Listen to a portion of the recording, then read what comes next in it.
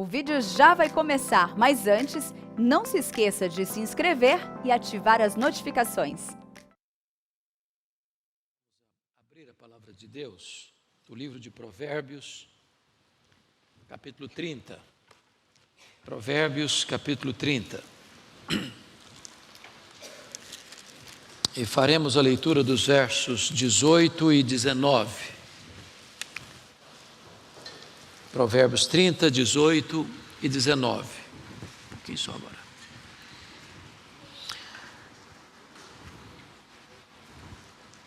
Há três coisas que são maravilhosas demais para mim. Sim, há quatro que não entendo: o caminho da águia no céu, o caminho da cobra na penha, o caminho do navio no meio do mar e o caminho do homem com uma donzela. Eu quero então, à luz desse texto, maiormente do verso 30, falar sobre casamento, um grande mistério. Casamento, um grande mistério. E quero começar dizendo que imagens falam mais do que palavras. Dizer que símbolos resumem discursos. Certamente o maior de todos os mestres, Jesus Cristo, nosso Senhor, usou figuras, contou parábolas, e através de histórias e de símbolos, ele traz a profundidade dos seus ensinamentos. Por exemplo, quando ele quis falar da influência interna da igreja, ele pegou o sal e disse: vós sois o sal da terra. Quando ele quis falar do impacto da igreja no mundo, ele disse: vós sois a luz do mundo. Quando ele tratou da questão da malignidade do pecado que permeia, ele disse: o fermento.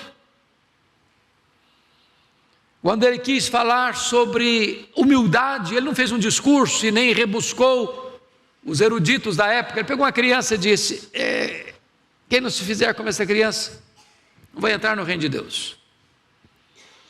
Quando Paulo trata dessa matéria, lá em Efésios 5, ele fecha o assunto dizendo que é um grande mistério. Um grande mistério.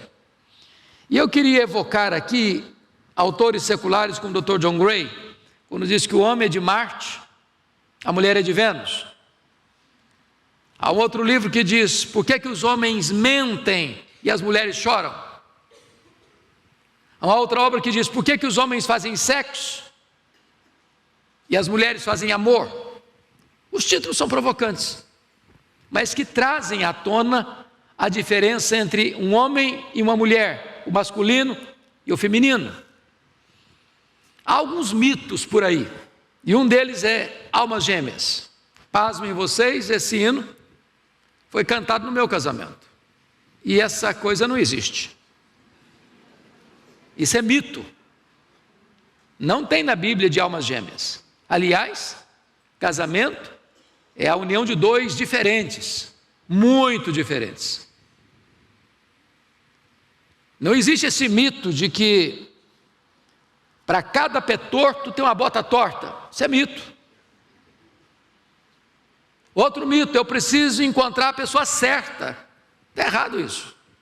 E quando eu digo que eu preciso encontrar a pessoa certa, eu já estou pressupondo que eu estou certo, estou pronto.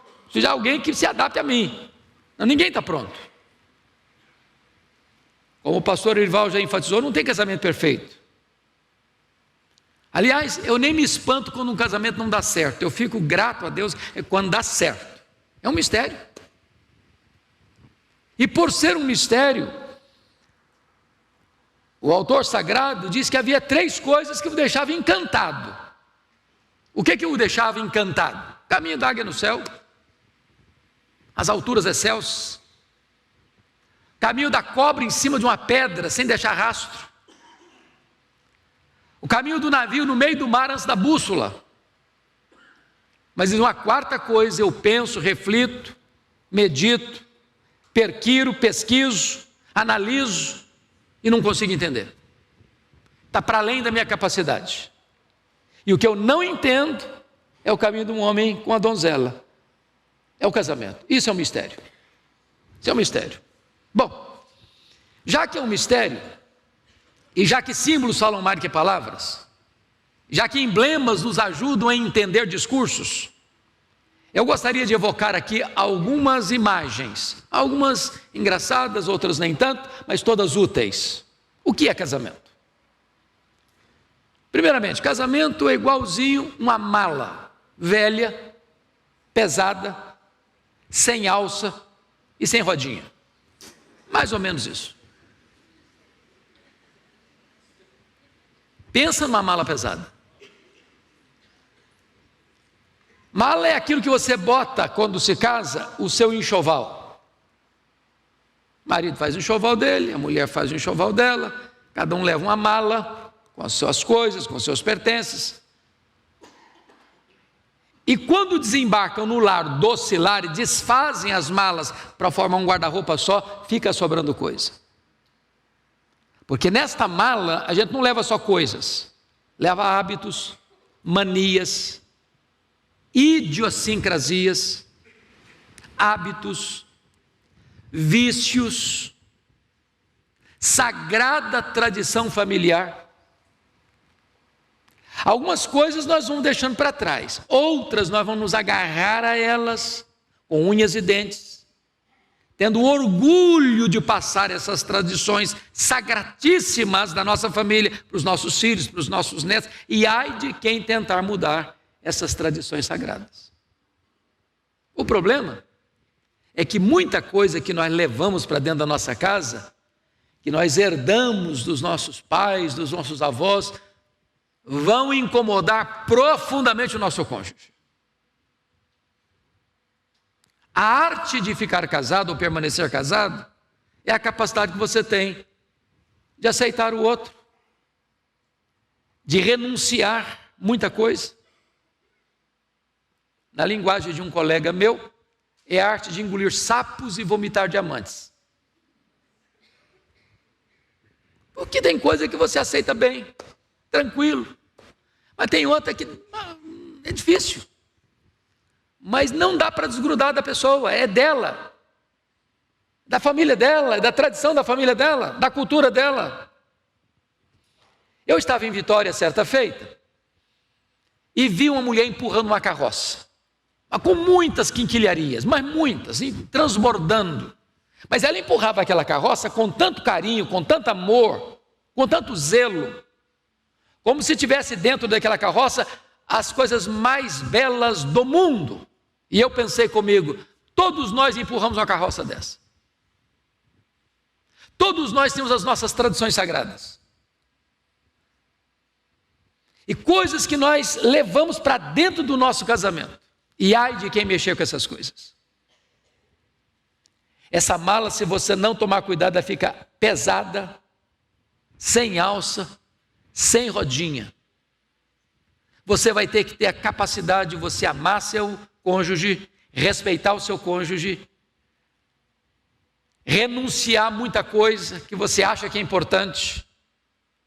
Porque a arte de conviver é exatamente essa. Você vai olhar para a vida com os olhos do seu cônjuge, você não vai perguntar o que ele tem que fazer para me agradar. A pergunta, o que eu vou fazer para agradar meu cônjuge? Se eu começar, você tem que fazer isso para me agradar, está tudo errado. Porque o centro do casamento não é o eu, o amor não é egocentralizado, o amor é outro centralizado. Bom, mas vamos à segunda imagem. O que é casamento? Casamento é igualzinho uma conta bancária, igualzinho. Para você ter uma boa conta bancária, o que precisa? Você precisa depositar mais do que saca, certo? Se você sacar mais do que deposita, o que vai acontecer com você? Vai para o vermelho, seu não vai para o Serasa, vai pagar juro, vai perder o crédito, seu não vai para a praça, você vai ficar mal falado com um mal pagador, sua reputação fica destruída. Tem gente que entra para o casamento só querendo receber, só querendo sacar, mas não deposita nada, não investe nada. Se você quer ter um casamento feliz, você tem que ser pródigo, por exemplo, nos elogios, cauteloso nas críticas. Você tem que ser polido no trato. Porque às vezes nós somos muito polidos com os estranhos. Por favor, dá licença, muito obrigado. Aí em casa vai no tapa, vai no tranco. Então, se nós não aprendermos boas maneiras dentro de casa e não exercermos essas boas maneiras dentro de casa, a relação fica truncada, pesada, perde o brilho, perde a alegria. Conta bancária. Agora veja você, quando você é um bom cliente no banco, às vezes você pode passar por uma situação difícil, não é verdade? Aí o gerente do banco que conhece você, então esse cara aí é um bom cliente. O banco vai estender a mão para ele. Mas se o cara é um mau pagador, só fica no vermelho, se a crise chega, não dá não. Outras palavras, você tem que ter crédito positivo, saldo positivo na conta do casamento, gente. Tem hora que o saldo positivo é ir para um lugar para comer um caranguejo gordo só e uma Coca-Cola. Às vezes é comer um saco de pipoca ou um cachorro quente na carrocinha da esquina. Mas tem hora que você precisa também fazer uma loucura e ir num bom restaurante com a sua mulher, sabia? Tem hora que você tem que dar o cartão de crédito para ela e falar: minha filha, vai em nome de Jesus, eu vou ficar orando por você. Ué. Você tem que viver pela fé de vez em quando. Você tem que investir, varão. Investir. Você tem que surpreender a sua mulher com um presentinho de vez em quando. Eu sei que os maridos aqui são todos muito românticos, mas de vez em quando você leva umas flores para a esposa. Porque se você não deposita nessa conta, e só quer tirar, só quer extrair, só quer sacar da conta, fica no vermelho. Perde o brilho, perde o romantismo, perde o óleo da alegria. Vamos à terceira figura. O que é casamento? Casamento é igualzinho um jogo de tênis ou frescobol. Você sabe que o tênis e o frescobol têm semelhanças e dissemelhanças. O que é semelhante em ambos os jogos? Tem dois jogadores, tem duas raquetes e tem uma bola que vai, uma bola que vem. Qual é o contraste? É que no frescobol você joga com o seu parceiro, no tênis você joga com o seu rival. No frescobol você joga não para explorar o outro do outro, para vencê-lo. Se o outro joga uma bola quadrada para você, você se esforça para devolvê-la redonda. No tênis não. No tênis você aproveita o erro do outro para dar uma raquetada nele e tirá-lo do jogo, para vencê-lo, para derrotá-lo. Em outras palavras, casamento não é concorrência, casamento é parceria. Vocês não estão competindo, vocês estão cooperando. Não se disputa espaço. Você cria ambiente para que o outro floresça. E desta maneira, meus amados irmãos, é da mais alta importância que quando um erra, o outro estende a mão, em vez de massacrá-lo. Isso é casamento. Melhor é serem dois do que um, porque quando um cai, o outro levanta. Melhor é serem dois do que um, porque os dois se esquentam. São amigos, são conselheiros, são intercessores.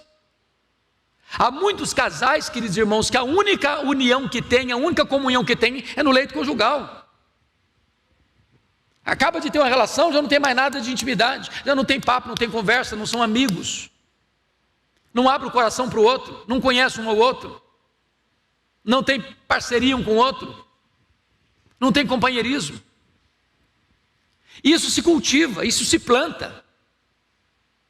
E é muito importante que o nosso casamento não seja um jogo de tênis, mas um jogo de Frescobol. O que é casamento? Vou pegar a ideia lá de Provérbios 18, 21. Casamento é vida ou é morte? Está escrito lá. A vida, ou melhor, a morte e a vida estão no poder da língua. Quem bem utiliza, come o seu fruto. Em outras palavras, você pode dar vida ou você pode matar o seu casamento, dependendo da maneira como você se comunica. Me permita ilustrar isso. Eu fui criado numa região rural, numa região, na época, hoje não, mas na época não tinha farmácia, não tinha médico, não tinha remédio. Então o cara tinha que se virar lá no mato mesmo, com raízes, com folhas, com chás, com garrafadas. Fui criado nessa cultura. E dentro dessa cultura tinha lendas também. E eu vou lhes contar uma lenda. Havia um cidadão que ganhava a vida fazendo garrafadas. Só que ele não fazia garrafada para dor de barriga ou para inflamação da unha do dedão do pé. Ele fazia garrafadas para as crises emocionais do casamento. E aí um cidadão, passando uma crise conjugal, chegou lá e falou: rapaz, eu estou sabendo que você faz uma garrafada aí que é batata para o negócio, resolve. Eu falei: resolve. Então eu quero uma. Quanto custa? Tanto. Eita, mas é muito caro, você está doido aí? Não, é muito caro, você vai dar um desconto? Não, não dou desconto não. Dou não. Mas tem uma coisa, eu prometo que funciona. E se não funcionar, eu devolvo o dinheiro. Lá, bom, desse jeito eu topo. Pagou, levou para casa, falou: agora quer saber assim, como é que eu uso isso? Porque se funciona, quer saber como é que usa. Falou: o negócio é o seguinte, quando o clima ferver, está querendo pegar fogo, aquela briga danada, você vai lá e toma um gole. Só um detalhe, você bota na boca, mas não engole não, aguenta na boca, aguenta. Quando acalmar, aí você engole. Aí funciona.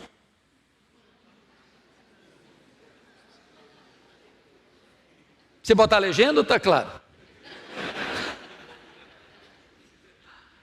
O problema é que os dois fervem ao mesmo tempo. Disputam quem fala mais alto, quem grita mais alto. Ô, gente, é um problema sério isso, quando marido e mulher fervem ao mesmo tempo. Porque os dois ficam errados. Porque você sabe que não é o que você fala, é como você fala. A entonação de voz muda tudo. Deixa eu ilustrar. Havia um casal que tinha um filho que morava fora, estudando, e os pais ralando lá para pagar a escola do filho na cidade. Um dia o pai recebeu um telegrama do filho, ficou bravíssimo, muito bravo. Quando a mulher chegou, o cara estava cuspindo marimbondo. Falou: o que foi, marido? O que aconteceu? Falou: seu filho, porque quando dá problema, o filho é do outro. É o seu filho. Falou: o que aconteceu? Olha que filho abusado você tem, mandando um telegrama para mim, diz assim: papai, manda dinheiro. Eu falei: eu não vou mandar, pronto, não vou. Ah, mas um filho abusado, ué. Falou: meu filho, mas não foi isso que ele falou não, ué? Como não foi? Mas como assim? Ele está escrito assim: papai, manda dinheiro. Ah, bom, se é desse jeito, então eu mando, ué. O texto é o mesmo, mas a entonação é outra.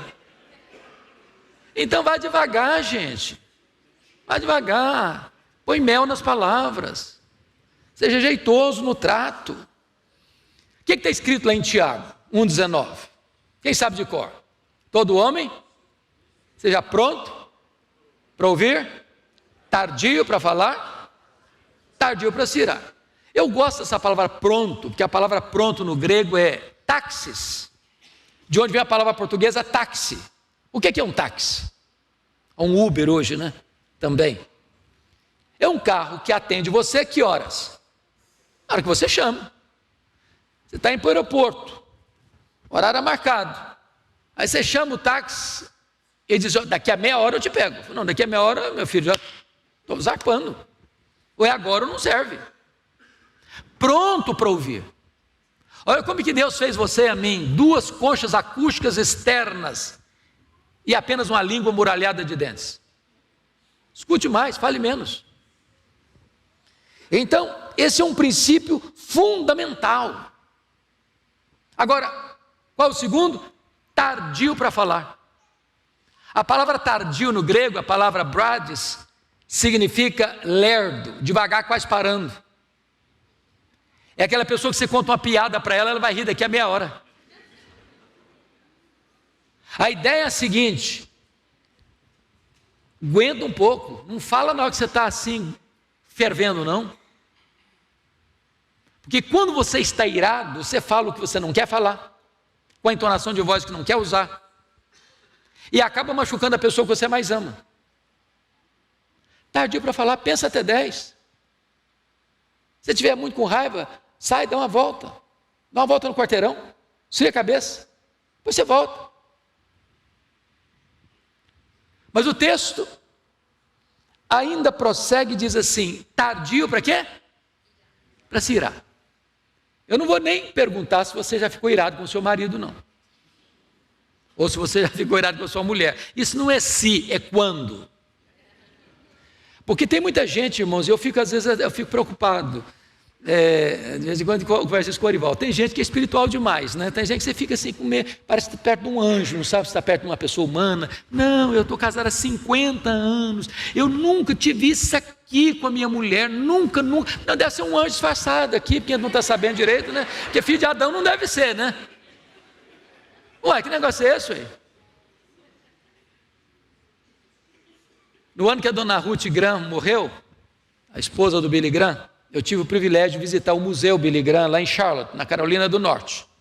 E há muitas histórias engraçadas, é uma fazenda, é um museu de fazenda, tem vacas no estábulo, é um negócio muito chique. Mas tem muitas histórias, que eu mais gostei foi essa. Sabe que o Billy Graham viajou demais, a dona Ruth criou os meninos. Eu vim em casa visitar e rachava de novo para o mundo afora. E aí um dia perguntar para a dona Ruth, assim: dona Ruth, alguma vez a senhora já pensou em se divorciar do Dr. Billy Graham? Ela respondeu assim: divorciar-me dele eu nunca pensei, mas vontade de matá-lo eu já tive muitas vezes. Eu acho que você não chega tanto com o seu marido, com a sua mulher. Mas o texto é tardio para se irar. Agora, como é que lida com a ira, gente? Tem duas maneiras erradas de lidar com a ira. A primeira delas é a explosão. Você conhece gente temperamental, explosiva? Você conhece gente estupim curto? Você conhece gente que nem estupim tem, é pólvora seca pura? Tem gente que é igual leitinho, bateu, tomou, né? Você sabia que as pessoas explosivas, elas não têm gastrite, nem insônia? Tem não. E ainda dizer, eu sou assim, eu explodo, depois eu fico calmo. Quem se arrebenta é quem mora com você. Joga estilhaço para todo lado. Agora, outra maneira errada de lidar com a ira é o congelamento da ira. A pessoa não explode, mas armazena, guarda. Eu lidei quase a minha vida toda, Orival, com gabinete pastoral. Eu gosto muito. E às vezes eu recebia casais no meu gabinete, e o casal começava a brigar na minha frente. Eu deixava brigar. E lá pelas tantas, um olhar para o outro, falou: você se lembra do que você me falou? E soltava os cachorros. E eu estou pensando que foi enquanto eles estavam vindo para o gabinete. Não, há 10 anos. O troço estava lá, guardadinho, congeladinho, a carta na manga. Gente, o segredo para viver uma vida feliz é zerar a conta todo dia, é perdoar. E se você fala: não, eu não erro não, você está mentindo. Você erra sim. Você é filho de Adão, igualzinho Arival e eu. Erramos, falhamos. Pisa na bola.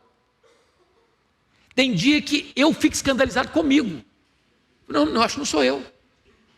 Deve ser outro. Se você falar para mim que você nunca errou, eu vou duvidar da sua honestidade. Então nós precisamos ter humildade de pedir perdão. Me desculpe, falei o que não devia ter falado, minha reação não foi boa, minha palavra não foi boa, minha colocação não foi boa. Agora, não fique também ruminando miudeza, sabe, gente? E tem gente que fica presa, coisinha, miudeza, ruminando esses negócios. Gente, bola para frente. Tem dia que você está azedo, parece que você chupou limão o dia inteiro. Mas isso não é você. Você não é assim. Não é porque você errou um dia, pisou em falso um dia, falou uma coisa que não devia falar, ou fez uma coisa que não devia fazer, que você é isso, não. E pediu perdão, às vezes você pede até sem palavras. Passa a mão no cabelo, dá um beijinho no rosto, toca o barco. Toca o barco. O que é casamento?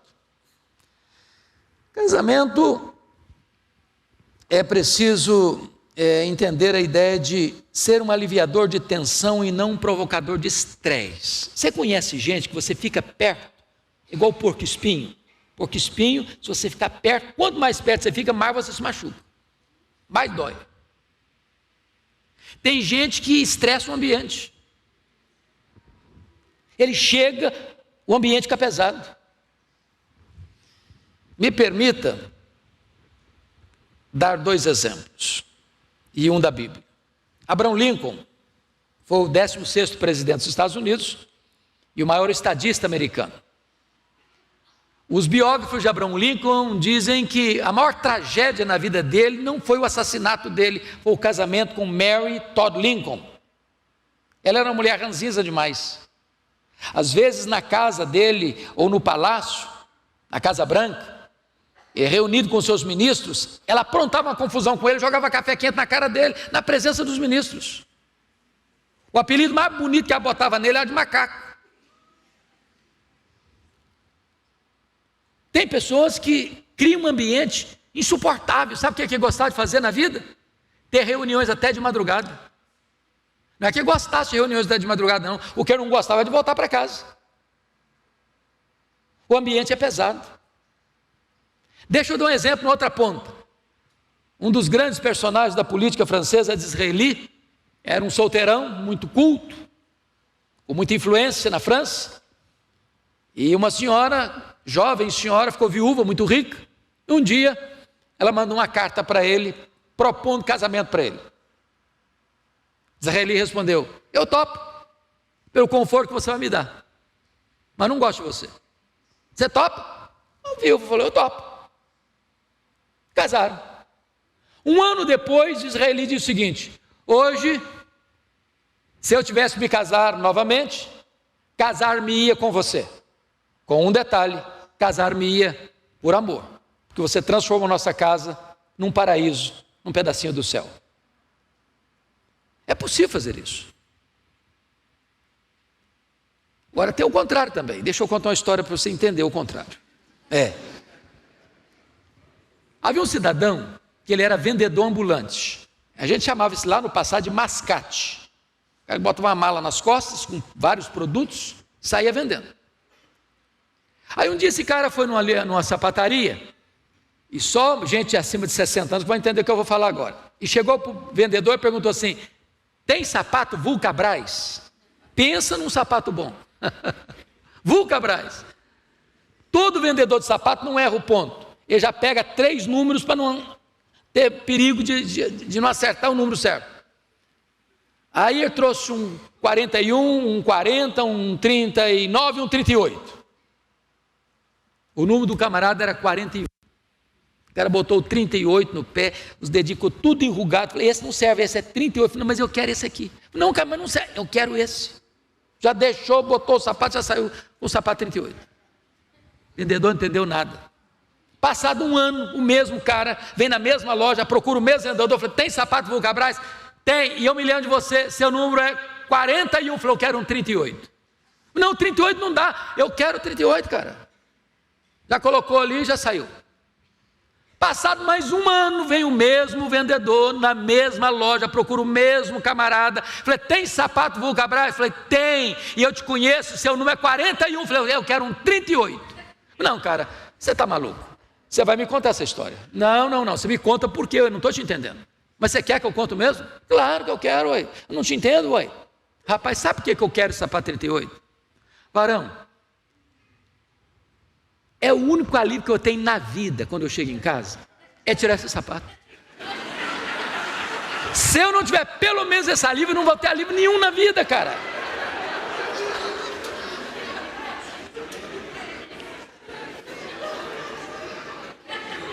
Ô dona menina, como diz Jeremias, dá uma olhadinha se o seu marido não está usando sapato apertado.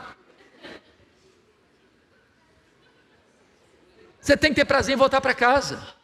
Não transforma o seu lar num lugar denso, pesado. Bom, o que é casamento? Deixa eu parar por aqui, com mais duas coisas só. Casamento é igualzinho uma casa de 10 mil espelhos. Eu vou ilustrar aqui da seguinte maneira. Quem já foi a Israel aqui? Deixa eu saber. Algumas poucas pessoas. Está na hora de você pensar em Israel, tá? Faz uma economiazinha, como o Orival disse. Faz uma poupançazinha. Porque essa viagem é uma viagem marcante para a vida. Lá em Jerusalém tem um museu do Holocausto, chamado Yad Vashem. E nesse museu tem um departamento que é dedicado às crianças, 1,5 milhão de crianças que morreram no Holocausto. Quando você entra nesse museu, ele é todo escuro, e você vai segurando num corrimão para não cair, e ali tem 1,5 milhão de velas acesas. E na medida que você vai caminhando, você vai escutando o nome das crianças que morreram. E via de regra, você chega do outro lado com lágrimas nos olhos. Na verdade, ali não tem 1,5 milhão de velas acesas, ali tem 5 velas acesas. Mas que num jogo de espelhos, você enxerga 1,5 milhão de velas acesas. E eu estou lhes contando isso para contar agora a lenda da casa dos 10 mil espelhos. Havia uma casa, segundo a lenda, com 10 mil espelhos. E passava um cachorrinho, faceiro, feliz, alegre, vibrante com a vida, e entra nessa sala com 10 mil espelhos. E ele ficou muito encantado, porque ele viu 10 mil carinhas sorrindo para ele. Ele disse: que lugar fantástico, que lugar maravilhoso, eu sempre vou querer voltar aqui, esse é o melhor lugar do mundo. Porém, pela mesma rua, também passeava um cachorrinho, mal-humorado, rabugento, arreganhando os dentes para que aparecesse para ele, e entrou nessa sala, e ficou horrorizado, e perplexo, e chocado. Disse: que lugar horroroso, tinham 10 mil cachorrinhos rosnando para ele, arreganhando os dentes para ele. Esse é o pior lugar do mundo, eu nunca mais volto aqui. Bom, a lenda é autoexplicativa. A sua casa tem exatamente a sua cara. Você se vê refletido na sua casa. Se você é uma pessoa alegre, bem-humorada, agradecida a Deus, que vive a vida leve, a sua casa tem esse clima. Mas se a sua casa é densa, é pesada, um clima escuro, sombrio, a sua casa está refletindo você. Não reclame. É você que está olhando no espelho e vendo a você mesmo. Então, é muito importante você pensar o seguinte: o que eu posso fazer para que a minha casa seja um lugar de vida, de paz, de alegria, de amor, de bênção? Bom, deixa eu terminar. Vou pular aqui algumas coisas e vou para o final. Eu quero dizer para você que no casamento, uma das outras imagens é que o amor precisa ter memória. O amor precisa ter memória. Paulo diz assim para os maridos: maridos, no plural, amai não vossas mulheres. Eu estou cansado de ler livros, de escutar músicas, colocando isso também no plural. Gente, para um pouquinho. Quando eu falo de teologia, não estou falando de português. Quando eu digo assim, marido, amai vossas mulheres, estou acabando de instituir a poligamia. Quantas mulheres você tem? Se você tiver mais de uma, você está encrencado. Então nunca leia maridos, amai vossas mulheres. Está escrito lá, maridos, no plural, amai vossa mulher. Você só tem uma. E a gente não está dando conta nem de uma.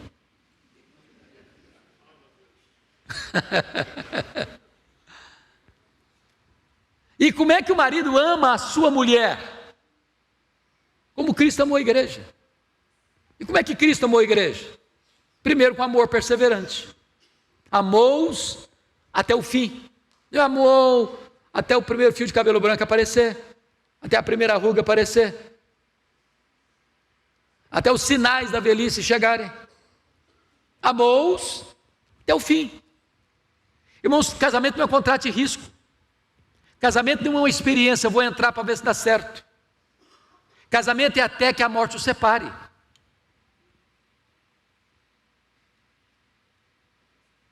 Casamento você não entra deixando a porta dos fundos aberta. Há coisas que nós nem cogitamos. É amar até o fim. Segundo, como Cristo amou a igreja? Com amor sacrificial. Cristo amou a igreja e se entregou por ela. Seu papel, marido, é amar sua mulher e protegê-la e cuidar dela e morrer por ela se preciso for. Como é que é o amor do marido pela esposa? É um amor santificador. O que significa isso? Que o amor do marido santifica a esposa? É que uma mulher bem amada se sente protegida. Pense comigo nessa cena. A mulher está em casa, nunca recebe um elogio do marido. Nunca. Ela bota o pé na rua, é elogiada. Ela compra uma roupa nova e sai do quarto igual uma princesa. O santo homem de Deus nem percebeu que ela está usando uma roupa nova. Chega uma festa, ela vai para o salão e torra a cabeça 2 horas numa chapinha. Bota as mais belas bijuterias. E ele não notou nada, ele não viu nada. Ela chega na festa, abafa, todo mundo elogia, ela volta para casa com 1000 elogios, mas o maridão não deu uma palavra sequer de apreciação.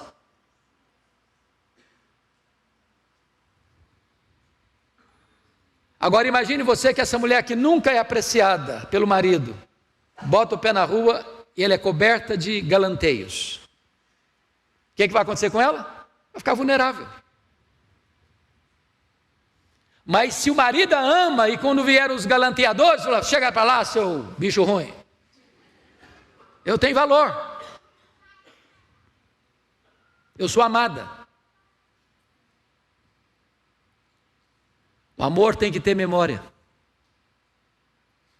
E eu termino com uma história que para mim me marcou muito.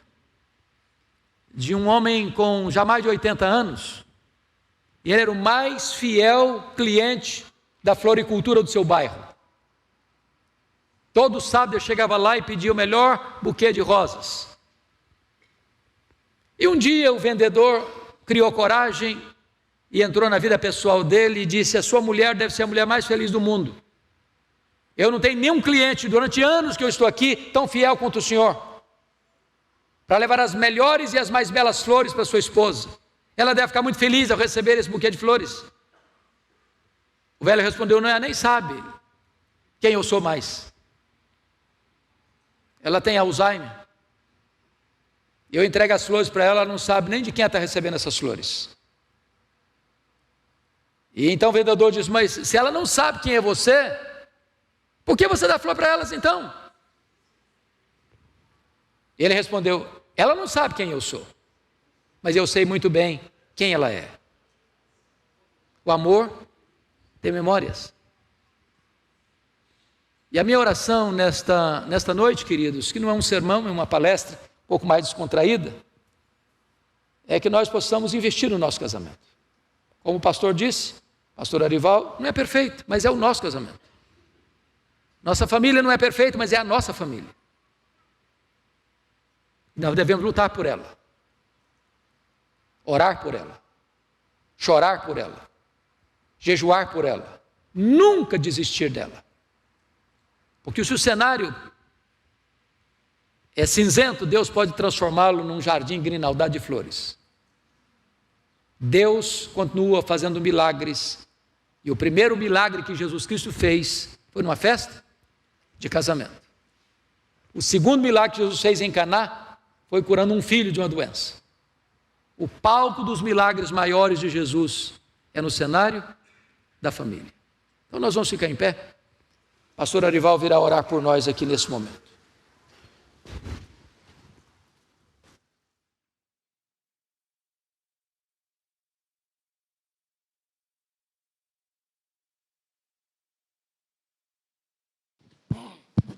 Vamos orar?